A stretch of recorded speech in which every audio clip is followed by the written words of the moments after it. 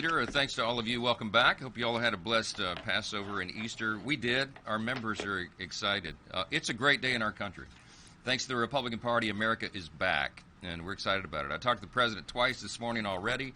He's having a big celebration for the first 100 days in Michigan, as Chairwoman McClain noted, and he's excited about all of that and everything that we're all doing together.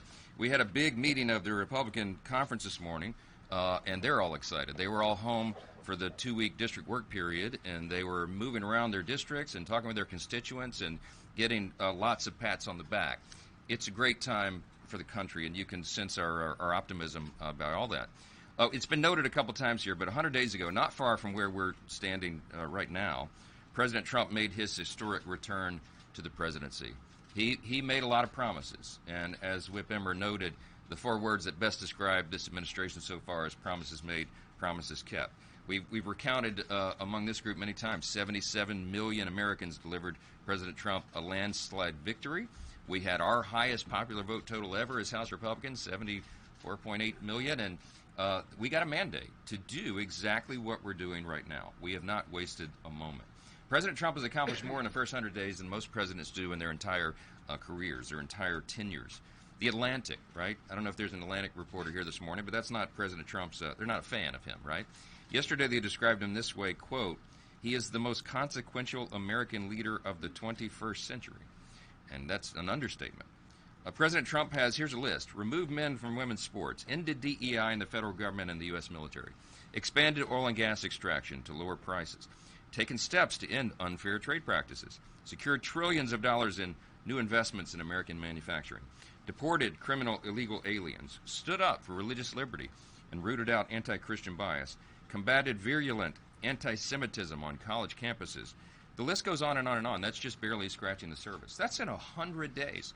We're just getting started, and that's one of the reasons that we're so excited. Nearly every public opinion survey found that voters in the last election were most concerned about 2 things. This is just one metric for consideration: inflation and the wide-open border and the crisis that created.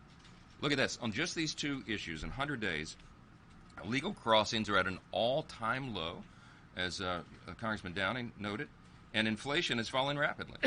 President Biden often said that he had exhausted his executive authority. He told me that we needed new laws. He told me this many times himself. We had to stop the border crisis, but Congress has to act. I pleaded with President Biden, do your job, use your executive authority. He claimed he didn't have it. But as President Trump has just demonstrated, all we needed was a new president. We needed real leadership. We didn't need new laws. The Trump administration has stopped illegal border crossings. Congressman Downing said it well, 99.9% success rate. The border crisis is solved. More than 100,000 illegal aliens and gang members have been deported, and that makes Americans safer. They feel more secure again. Groups of migrants are actually stopping their journeys, and they are turning around. You know why? Because we've got a new sheriff in town. Due to President Trump's border policies, we now know again that deterrence works.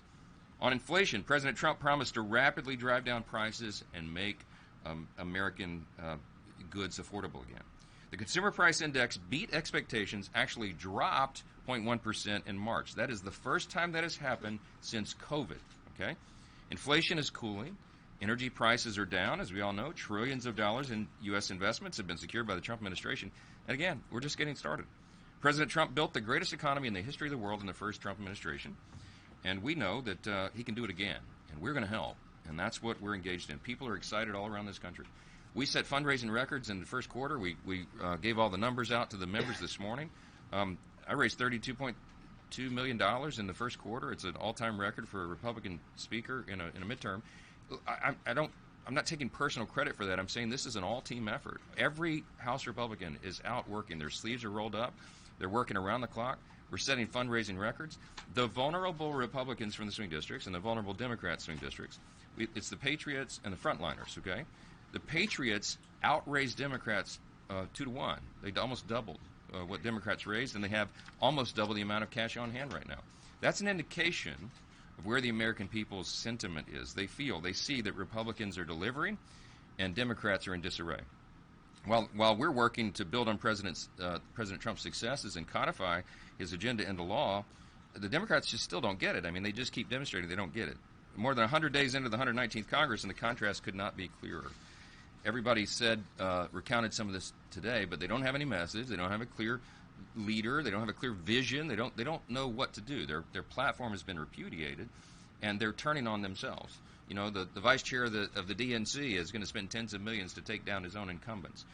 That shows you where they are. They've resorted to cursing and shouting and outrageous political stunts. Their approval ratings are in the low 20s. Their most vulnerable members got outraised 2-1, as I mentioned, and it just goes on and on. I two polls I just want to highlight, and then we'll go to your questions. There was a poll that came out a little over a month ago. It's Quinnipiac, and I think it's the most telling poll of the first 100 days of this Congress.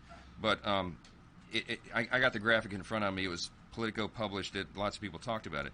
The headline says Democrats face historic discontent with the base. Now, what they did was they polled Democrats and their approval of their own party and Republicans' approval of their own party.